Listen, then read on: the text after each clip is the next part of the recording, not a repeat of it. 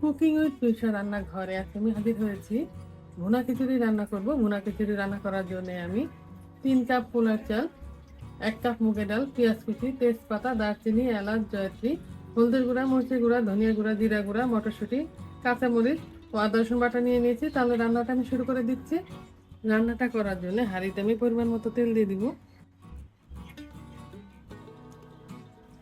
এবার এখানে 1/2 কাপের মতো পেঁয়াজ কুচি দিয়ে দিলাম। সাথে দিয়ে দিব তেজপাতা, দারচিনি, এলাচ আর সামান্য একটু জয়ত্রী।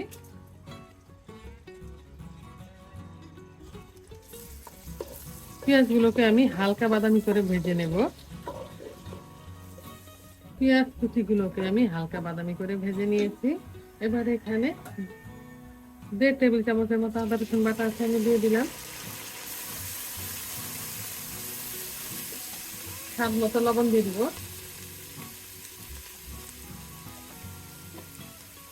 এবার দিয়ে দিব 1 চা চামচ হলদের গুঁড়া, 1 চা চামচ ধনিয়া গুঁড়া, 1 চা চামচ মরিচের গুঁড়া আর 1.5 টেবিল চামচের মতো আছে জিরা গুঁড়া দিয়ে দিলাম।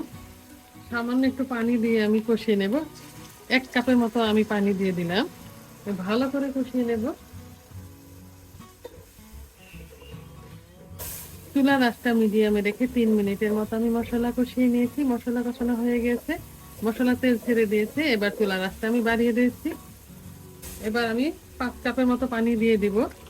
আমি 3 কাপ চাল আর 1 কাপ ডাল, মোট 4 কাপ চাল ডাল নিয়ে নিয়েছি। যে পাত্র দিয়ে আমি চাল ডাল মেপেছি ওই পাত্র দিয়ে আমি পানি মেপেছি। 4 কাপ চাল ডালের জন্য 5 কাপ পানি আমি দিয়ে দিলাম। আর পানিটা ফুটে উঠলে আমি চাল আর মটরশুঁটি দিয়ে দেবো। পানি ফুটে উঠেছে, এবার সামান্য একটু কেওড়া জল দিয়ে দিব।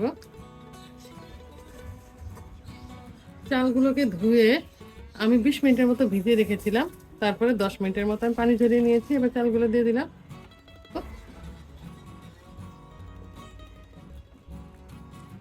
চালটা দমে দেওয়ার আগে আমি মটরশুঁটি আর কাঁচামরিচ দিয়ে দিব। চালের পানি টেনে আসা পর্যন্ত আমাকে অপেক্ষা করতে হবে। কিছুক্ষণ আমি রান্না করে নেব। প্রায় 3 মিনিটের মতো আমি রান্না করেছি। তো খিচুড়ির পানিটা অনেকটাই টেনে আসছে। রান্নার এই পর্যায়ে আমি মটরশুঁটি দিয়ে দেবো। এখানে 1 কাপ মটরশুঁটি আছে।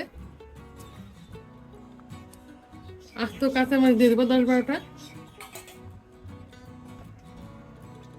পানিটা আরেকটু টানিয়ে আমি দমে দিয়ে দিব 10 থেকে 12 মিনিটের জন্য।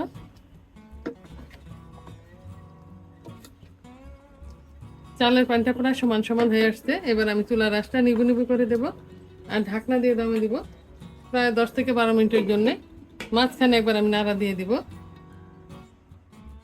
শুরুতেই বলেছিলাম আমি 10-12 মিনিটের জন্য দমে দেব।